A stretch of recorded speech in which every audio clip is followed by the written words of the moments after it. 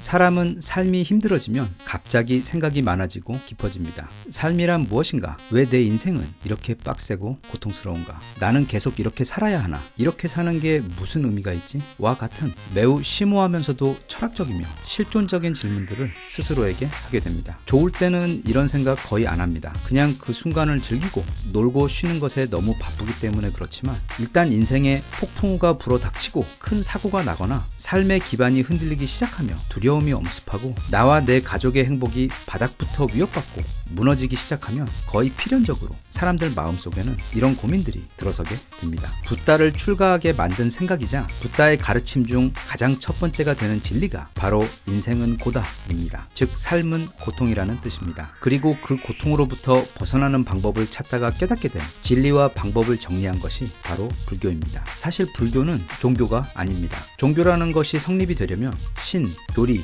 신도라는 세 가지 요소가 모두 갖추어져야 하는데 불교에는 신이 없기 때문입니다. 너는 네가 신인데 네가 그걸 모르고 있으니 내가 알려줄게 하는 것이 바로 불교입니다. 그러면서도 불교는 매우 논리적이고 과학적이기도 하기 때문에 공부 많이 한 학자들, 그 중에서도 많은 과학자들 또한 불교를 공부하는 사람들이 많으며 특히 양자 물리학 같은 경우에는 거의 불교의 교리와 판박이처럼 일치하는 부분들이 많아 특히 그쪽에는 불교 학생들이 매우 많은 편입니다. 영국 옥스포드 대학교의 세계 최고 권위를 가진 생물학자인 데니스 노블 교수 또한 그런 과학자 학생 중 한 명입니다. 그는 무려 20년이나 불교를 공부해왔고 그는 자신이 불교 공부를 하며 깨달은 지식들 중 전공인 생물학과 일치하는 부분들이 너무도 많아 그걸 대중들에게 알리는 작업을 오랫동안 해온 사람입니다. 그는 얼마 전 한국의 다큐멘터리 제작 스튜디오의 요청을 받아들여 한국의 대표 사찰 4곳을 여행하며 그곳에서 4분의 스님들과 만나 우리 인간들의 삶에 자리 잡고 있는 가장 오래된 질문들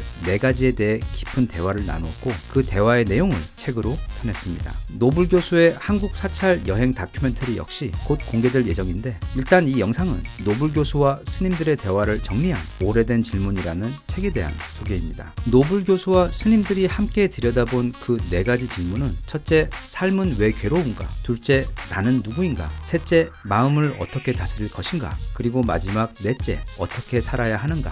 입니다. 딱 봐도 되게 지루하고 재미없을 것 같은 내 일상생활하고는 또는 내 급여가 높아지는 데에는 하나도 도움이 안 될 것 같은 그런 고리타분하고 답답한 질문들처럼 보여 별로 알고 싶지도 않다는 생각이 들 수도 있습니다. 그런데 바로 그래서 인생이 괴로운 것이라고 그러니까 삶의 고통들의 원인에 대해 더 깊이 알아보려 하지 않고 그 결과들에 대해서만 마치 반창고를 붙이듯 치료하고 있기 때문에 삶의 안정과 마음의 평화가 어려운 것이라고 불교는 그리고 노블 교수는 설명합니다. 많은 고통은 종종 무지에서 비롯되기 때문입니다. 한 방에 모든 걸 답해주는 책이나 강연 따위는 이 세상에 없고 사탕처럼 달면서 한 번 먹으면 몸이 기적처럼 좋아지는 그런 보약도 없습니다. 이런 본질적인 질문들에 대해 꾸준히 관심을 가지고 나, 삶, 마음과 같은 기본 요소들에 대해 나름의 이해와 철학을 가지고 있어야만 삶이 바로 설 수 있고 어려움이 닥쳐도 더 잘 버티고 극복할 수 있다고 그들은 말합니다. 따라서 이런 책 또는 이런 이야기를 듣는 것은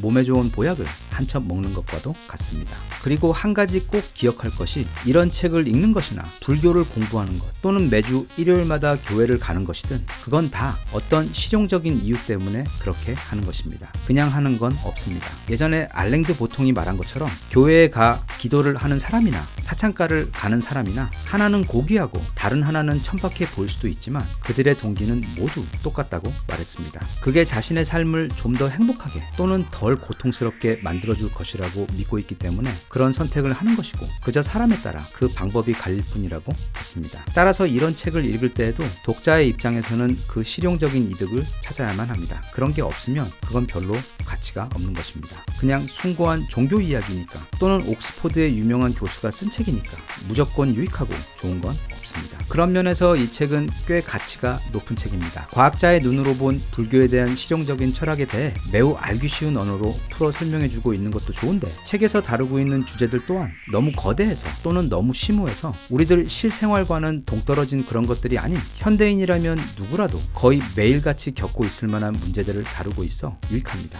한 예로 책에서는 우리를 화나게 하는 사람들에 대해 어떻게 대해야 하는지를 다룹니다. 농담이지만 매일 아침에 직장으로 출근하여 그날 누구 한 명 죽이지 않고 무사히 퇴근했다는 것만 해도 스스로 대단하다고 여길 정도로 직장이나 사회 관계에서 우리에게 가장 큰 스트레스를 주는 것은 업무도 환경도 아닌 바로 사람들인 경우가 많습니다. 책에서는 그걸 불교에서 말하는 첫 번째와 두 번째 화살의 예를 들어 설명합니다. 우리에게 상황이 벌어지는 것은 피할 수 없는 첫 번째 화살을 맞는 것이지만 그것에 대해 어떻게 대응하는 것은 우리가 피할 수 있는 두 번째 화살이라는 설명입니다. 어떤 사람들은 같은 상황에서 세 번째, 네 번째 화살까지 맞으며 크게 화를 내며 고통스러운 상황에 빠지게 되는데 이런 상황을 피하려면 우리 마음대로 상대방은 이런 사람이다 라는 선입견을 버려야 한다고 노블 교수와 스님들은 한 목소리로 설명합니다. 내 시각과 내가 만든 틀에 넣은 상대의 모습이 아닌 있는 그대로의 상대방을 이해하려고 노력하면 결국 그게 자라온 환경 때문이든 가치관이든 또는 최근 있었던 안 좋은 일 때문이든 저 사람은 지금 저렇게밖에 행동할 수 없었다고 이해하게 되며 내가 화가 나는 것, 즉 두 번째 화살을 맞지 않게 되는 것이라고 설명합니다. 또한 이렇게 내가 상대방을 안다고 믿는 선입견의 위험은 우리 언어가 가진 부족함 때문에 종종 증폭됩니다. 서머싯 몸도 달과 유펜스에서 이 부분을 다루었는데 그 책에서 그는 이걸 이렇게 묘사했습니다. 각각의 사람은 아주 먼 거리에 존재하는 작은 구리탑 안에 갇혀 살고 있는데 서로 그 의미가 조금씩 다른 모호하고 불확실한 신호로만 서로 교신을 하다 보니 언제나 서로에 대해 오해를 하게 되고 또 바로 그런 점이 우리 인간을 외롭게 만든다는 이야기입니다. 노블 교수는 또 책에서 이기적 유전자로 한국에서도 유명한 리처드 도킨스의 주장을 정면으로 반박합니다. 즉 인간을 포함 모든 생물의 주체는 결국 유전자인데 이 유전자는 자가복제라는 유일한 목적을 가지고 있고 다른 이의 자원을 착취해 나의 자가복제 욕구를 늘리는 행위만이 생명체의 유일한 존재 방식이다 라는, 즉 인간은 모두 이기적이고 그게 가장 자연스러운 형태의 삶이다 라는 매우 염세적이면서도 끔찍히도 냉소적인 주장입니다. 사실 도킨스는 이 외에도 만들어진 신이라는 책에서 특히 개신교 신도들에 대해 종교를 믿는 사람들은 자기처럼 진실을 볼 정도로 똑똑하지 못하며 그저 망상에 시달리는 불쌍한 환자들이라고 묘사한 바 있습니다. 노블 교수는 이런 도킨스의 주장인 이기적인 유전자 이론에 반대하며 자신의 진화 생물학 분야의 오랜 연구 결과와 불교 교리의 인드라망 이야기 그리고 원효대사의 일심동체 이야기를 소개하면서 이 우주에 존재하는 모든 것은 서로 연결되어 있기 때문에 나 혼자만 평화롭고 행복할 수는 절대 없고 한 마음으로 모두가 함께 두루두루 어울려 공존해야만 모두가 평화롭고 행복할 수 있다고 설명하며 덧붙여 설명하기를 DNA라는 것은 인간이라는 책 속 문장들을 이루는 알파벳 같은 것인데 인간이란 아주 두꺼운 책이고 책의 글자가 그 인간이 될 수는 없으며 유전자는 도킨스의 주장대로 이기적이지도 또 그렇다고 이타적이지도 않으며 오직 우리가 그렇게 만드는 것이라고 설명했습니다. 그리고 노블 교수와 스님들은 이 세상에는 사람들이 생각하는 것처럼 엄청나게 신비하고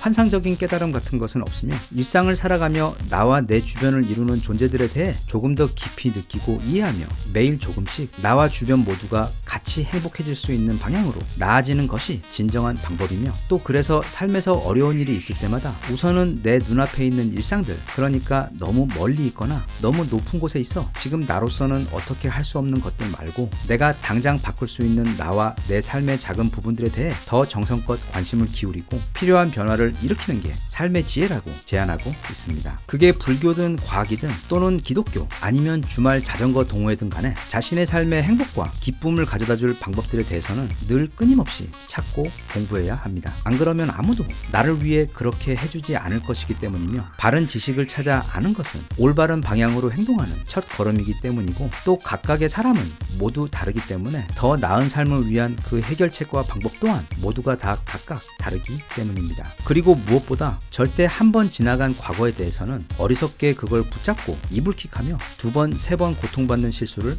범하지 말아야 합니다. 실수가 있었으면 진실되게 반성하고 거기서 교훈을 배웠으면 이제 잊어야 하며 또 그때는 내가 어리고 부족했기 때문에 나는 그럴 수밖에 없었다 라는 사실을 이해하고 받아들여야 합니다. 이 책에서도 강조하고 있는 명상의 최대 효과는 과거에 대한 생각도 미래에 대한 기대도 있고 오직 지금 현재 오늘 나의 삶에 대해서만 온전히 집중하고 최선을 다할 수 있도록 해주는 것이기 때문입니다. 부담 없이 가볍게, 그러나 마음에 스며들 만큼 깊이 있게 어려운 불교 교리들과 그 지혜를 세계 최고 수준의 노과학자가 아주 쉬운 언어로 풀어 친절히 설명해주는 작은 휴식과도 같은 책을 원하시는 분들에게는 적극 추천하고 싶습니다. 다들 부디 각자의 방법을 찾아 각자가 원하는 그 평화와 행복에 꼭 도달하기를 바랍니다. 대한민국 만세. 감사합니다.